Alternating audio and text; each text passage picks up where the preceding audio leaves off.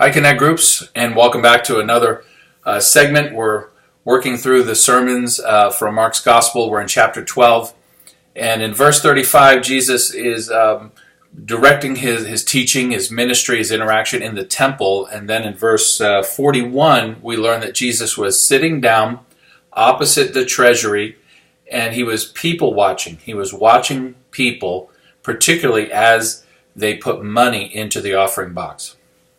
So we get two elements here which can tend to make us feel uncomfortable. First is that there's a people watching aspect here.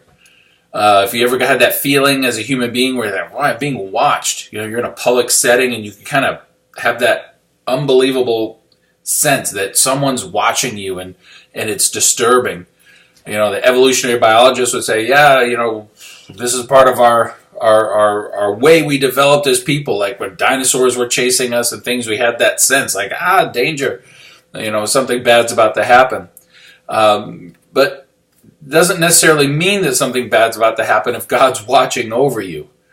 So it's the extent to which we understand God's watching is what might be a first point of conversation. How does it make you feel to know that God is watching you?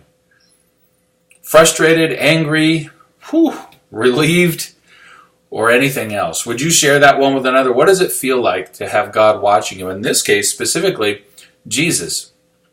And the second part of that is maybe embedded in your own answer, but we're thinking about Jesus is known as the Good Shepherd. So it shouldn't surprise us that he's watching over the flock. He's wanting to make sure that everyone's kept together, and he's wanting to make sure that if we are wandering off, that he's keeping that eye on us so he can call us back. How does it make you feel to know that Jesus is your good shepherd?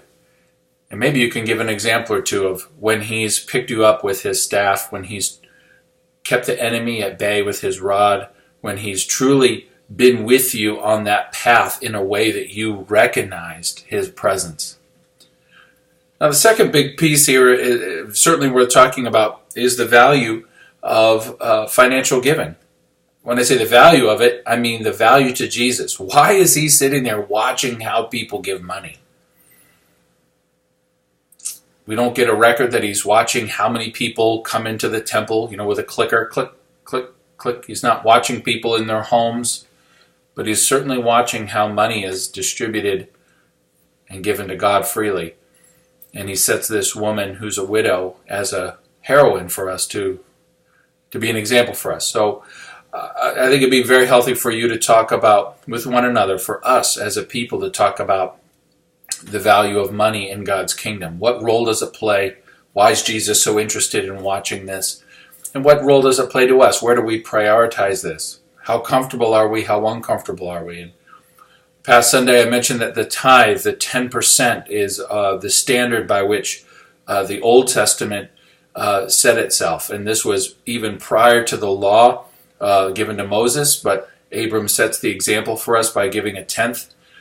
Some little background that I learned in school is that in that era, the common practice was for each person to give a tenth to their Lord, to their king, as it were.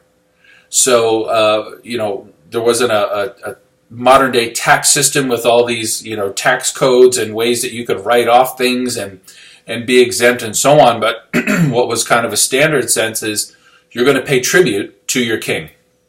And that tenth is the standard. So when God's people, and Abram was the first one by faith to receive the righteousness of God, as it is in the scriptures, Abram sets an example that by giving a tenth, we're paying tribute to the true king. By giving a tenth to God, we're giving tribute to the true king, not just an earthly king. So in this sense, the tithe is built into the historic record of humanity and how humans treat and honor and respect their king. And of course, the king is supposed to do things in return. There's a reciprocal relationship. The king protects, the king guards, the king provides and distributes and makes sure that the kingdom is healthy. Well, is God bringing that health and security to our lives? Yeah, for sure. But that's not why we give. We don't wait for him to give us and then we give back. In that sense, the tribute is already an acknowledgement of who is the true Lord. And it's this wonderful give and give back relationship, which Jesus also teaches, that if we give, it shall be given back to us. So beyond that little teaching portion, discussion about finances would be, I think, really helpful. And I want to make sure that there's no judgment or criticism. And if you as a group decide, this is a little too personal for us, I would understand that. But I certainly want you to see that for Jesus, he watched it and he looked after it, because it's not just a private matter. He was watching people give money in a public sense as they brought it forward in their tradition.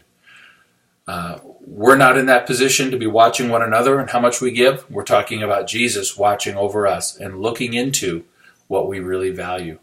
And I hope and pray and trust that you'll encourage one another in your giving, that you'll share freely with one another in your generosity, but certainly that you'll give to the Lord, our King, proper tribute and honor him first. God bless you as you do. I know he will. That's his word, and he always keeps his word. Have a great meeting.